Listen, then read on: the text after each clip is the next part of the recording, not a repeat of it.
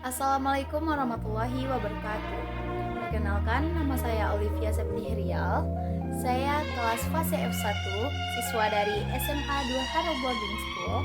Baik, di sini saya akan menjelaskan tentang biografi Ahmad Subarjo. Mari saksikan.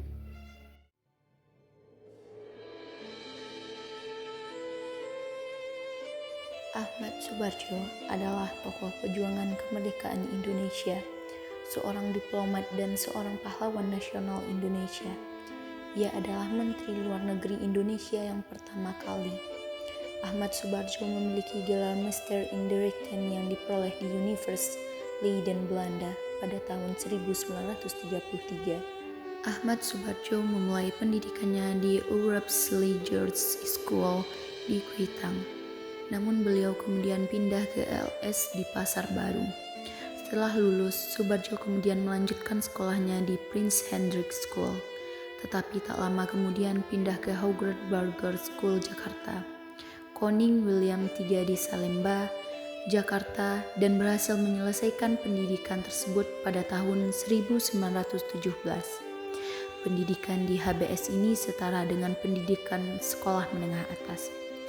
Beliau kemudian melanjutkan pendidikannya di Universitas Leiden, sehingga memperoleh gelar Master in the Rechten, setara dengan sarjana hukum, di bidang undang-undang pada tahun 1933. Kala itu, ayah Subarjo memiliki status sebagai penjabat pemerintah kolonial, maka beliau memiliki hak untuk menempuh pendidikan di sekolah Belanda. Namun karena pada saat itu di Karawang masih belum ada sekolah Belanda, maka orang tua Subarjo mengirim anak-anaknya untuk bersekolah di luar negeri. Sejak masih menjadi mahasiswa, Ahmad Subarjo sudah aktif mengikuti organisasi perjuangan kemerdekaan Indonesia, seperti Jongjava dan Persatuan Mahasiswa Indonesia di Belanda. Pada Februari 1927, beliau menjadi wakil Indonesia pada persidangan antar bangsa, Liga menentang imperialisme dan penindasan penjajah. Yang pertama di Brussels dan Jerman bersama Muhammad Hatta dan para ahli gerakan-gerakan. Saat kembali ke tanah air, Subarjo aktif menjadi anggota Badan Penyelidik Usaha Persiapan Kemerdekaan Indonesia alias disingkat BPUPKI dan Panitia Persiapan Kemerdekaan Indonesia atau PPKI.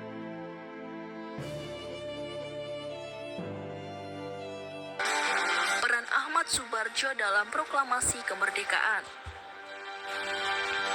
Pada 16 Agustus 1945, golongan muda termasuk Sukarni, Khairul Saleh, dan Wikana, serta beberapa tokoh lain menculik Soekarno dan Muhammad Hatta ke Rengas Dengklok.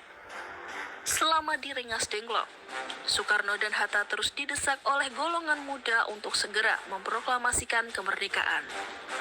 Di saat golongan muda terburu-buru itulah, sosok Ahmad Subarjo hadir untuk meyakinkan golongan muda agar mengizinkan Soekarno dan Hatta untuk kembali ke Jakarta.